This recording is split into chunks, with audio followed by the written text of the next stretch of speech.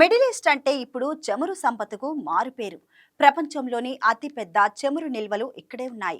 150 సంవత్సరాల క్రితం తాగడానికి నీళ్లు కూడా సరిగ్గా దొరకని ఎడారి దేశాలు నేడు విలాసవంతమైన నగరాలు, ఆకాశాన్నింటే భవనాలతో ప్రపంచ దేశాలకు ఆదర్శంగా నిలుస్తున్నాయి. ఆ పరివర్తన మొత్తం ఒక అంశం వల్లే వచ్చింది, అదే చమురు. కానీ ప్రత్యేకంగా మిడిల్ ఈస్ట్లోనే ఇంత చమురు ఎందుకుంది? భారత్, ఆఫ్రికా, జపాన్ వంటి దేశాల్లో ఎందుకు లేదు? ఆ సమాధానం ఏకంగా 10 కోట్ల సంవత్సరాల నాటి చరిత్రలో దాగి ఉంది. అదేంటో ఇప్పుడు చూద్దాం. నేడు మనం ఎడారులుగా చూస్తున్న అరబ్ దేశాల భూభాగం కోట్ల సంవత్సరాల క్రితం అలా ఉండేది కాదు. అక్కడ చిన్న సముద్రాలు ఉండేవి. అవి మైక్రో ప్లాంక్టన్, కోరల్ రీఫ్లు, లక్షల కోట్ల సూక్ష్మజీవులతో సజీవంగా కళకళలాడేవి. కాలక్రమంలో ఆ జీవులు చనిపోయి సముద్రపు అడుగున చేరుకున్నాయి. లక్షల సంవత్సరాలలో పొరలు పొరలుగా అవి మరింత లోతుగా నేల కింద కూరుకుపోయాయి. భూగర్భ వేడి, పీడనాల ప్రభావంతో అవి క్రమంగా ముడి చమురుగా మారాయి. ఇది చమురు ఏర్పడటానికి అందరికీ తెలిసిన ప్రాథమిక కారణం. కానీ ఇక్కడే ఒక ముఖ్యమైన ప్రశ్న వస్తుంది. ఇలాంటి పరిస్థితులు ప్రపంచంలో చాలా చోట్ల ఉన్నాయి. మరి అరేబియాలో మాత్రమే ఎందుకు అంత భారీ నిల్వలు ఏర్పడ్డాయి?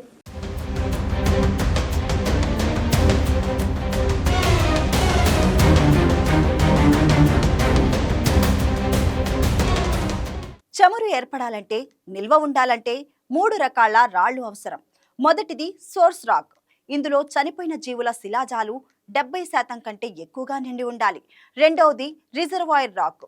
శిలాజాలు మూడు చమురుగా మారిన తర్వాత అది ఒక చోట నిల్వ ఉండేలా పట్టి ఉంచే రాయి అవసరం. ఇందుకు శాండ్ స్టోన్, లైమ్ స్టోన్ రాళ్లు అనువైనవి. మూడవది క్యాప్ రాక్. ఇది మొత్తం చమురు నిల్వను పైనుంచి మూసి ఉంచే రాయి. సాధారణంగా ఉప్పు లేదా షెల్ లేయర్ రాళ్లతో ఇది ఉంటుంది. ఈ క్యాప్ రాక్ లేకపోతే చమురు లీక్ అయి వృధా అవుతుంది. అరేబియా భూభాగం కింద ఒకప్పుడు టేతిస్ సముద్రం ఉండేది. దీంతో ఆ ప్రాంతం అంతర్భాగం ఉప్పు పొరలతో నిండి క్యాప్ రాక్ అందుబాటులో ఉండేది. ఇది చమురు ఏర్పడటానికి, నిల్వ ఉండటానికి అద్భుతమైన వాతావరణాన్ని కల్పించింది. పైగా అరేబియా భూగర్భంలో 60 నుంచి 120 డిగ్రీల ఉష్ణోగ్రత ఉంటుంది. ఇది చమురు ఏర్పడటానికి అనువైన పరిధి. వేడి ఇంతకంటే ఎక్కువైతే చమురు గ్యాస్గా మారిపోతుంది. పీడనం లేకపోతే అసలు చమురే ఏర్పడదు. అరేబియాలో ఈ రెండు సరిగ్గా అమరాయి.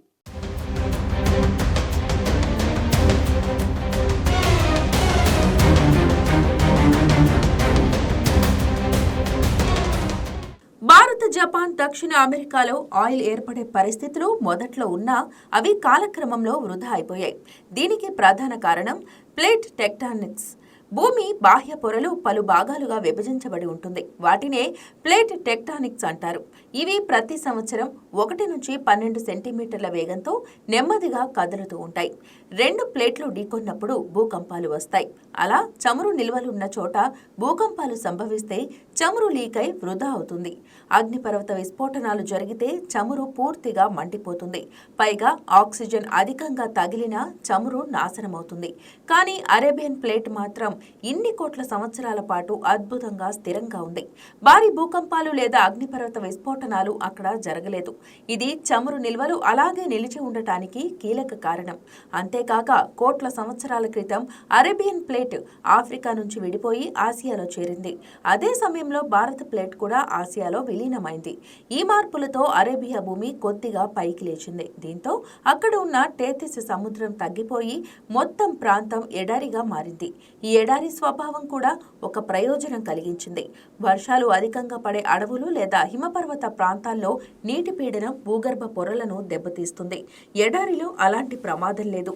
అన్ని అనుకూల పరిస్థితులు ఒకే చోట కలవటం ఇది యాదృచ్ఛికం కాదు. భూమి కోట్ల సంవత్సరాల కాలంలో అరేబియాకు ఇచ్చిన ప్రత్యేక వరం.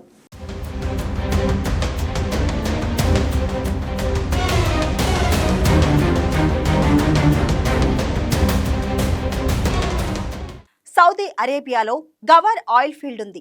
ఇది ప్రపంచంలోనే అతి పెద్ద ఒకే చమురు నిల్వ. దాదాపు 280 కిలోమీటర్ల పొడవు, 8400 చదరపు కిలోమీటర్ల విస్తీర్ణంలో ఉంటుంది. హైదరాబాద్ వంటి 14 నగరాలను కలిపినంత ఏరియా ఒక్క చమురు క్షేత్రానికి ఉందంటే ఆ నిల్వల పరిణామం అర్థమవుతుంది. సౌదీ మాత్రమే కాదు, ఇరాక్, కువైట్, ఖతార్, యుఏఈ వంటి దేశాల్లో కూడా భారీ నిల్వలు ఉన్నాయి.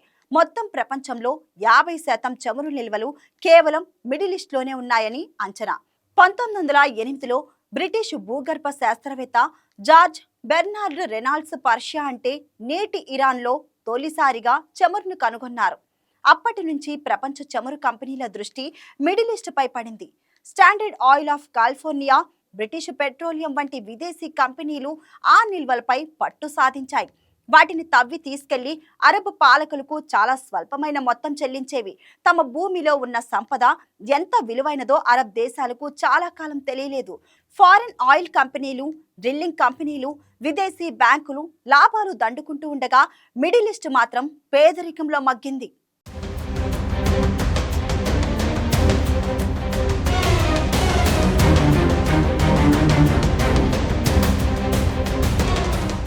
అయితే తరువాతి తరంలో అరబ్ నాయకులు విద్యావంతులయ్యారు. జాతీయ దృక్పథంతో ఆలోచించారు. తమ దేశపు సంపదను తామే నియంత్రించాలని నిర్ణయించారు. ఆ స్ఫూర్తితో 1960లో Saudi Arabia, Kuwait, Iraq, Iran, Venezuela కలిసి ఓపెక్ అంటే organization for petroleum exporting countries ఏర్పాటు చేశాయి. లక్ష్యం సులభం: తమ చమురును తామే నియంత్రించి ధరలు కూడా తామే నిర్ణయించడం. అలా మొదటిసారిగా అరబ్ దేశాలు పాశ్చాత్య దేశాలకు పోటీగా నిలబడ్డాయి. తర్వాత జరిగింది చరిత్రే. కొన్ని సంవత్సరాల్లో అరబ్ దేశాలు వేల కోట్ల నుంచి లక్షల కోట్ల రూపాయల సంపద సంపాదించాయి. కృత్రిమ నగరాలు, ఆకాశాన్నంటే భవనాలు, ఆధునిక సైన్యాలను నిర్మించాయి. విద్య, సాంకేతిక పరిజ్ఞానం, విలాసాలు విస్తరించాయి. చమురు కేవలం సంపదను మాత్రమే తీసుకురాలేదు, రాజకీయ సమీకరణాలు, యుద్ధాలను కూడా తెచ్చింది. అమెరికా, సౌదీ అరేబియా మధ్య ఒప్పందం కుదిరింది. ఇరాన్, ఇరాక్ యుద్ధం, గల్ఫ్ యుద్ధం, ఇంకా ఎన్నో చిన్న సంఘర్షణలకు చమురు ప్రత్యక్షంగా కారణమైంది. నీరు, భూభాగం వంటి కారణాలతో పాటు చమురే ప్రధాన రణహేతువైంది. ఎందుకంటే సమీకరణం అందరికీ తెలిసిందే: ఎవరైతే చమురును నియంత్రిస్తారో వారు శక్తిని నియంత్రిస్తారు. శక్తిని నియంత్రిస్తే ప్రపంచాన్నే శాసించగలరు.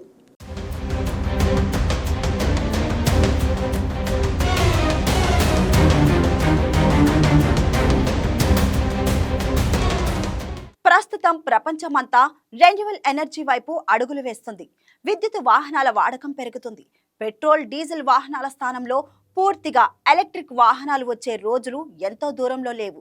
గ్రీన్ ఎనర్జీ వైపు ప్రపంచం మళ్లడంతో చమురు డిమాండ్ భవిష్యత్తులో తగ్గే అవకాశం ఉంది.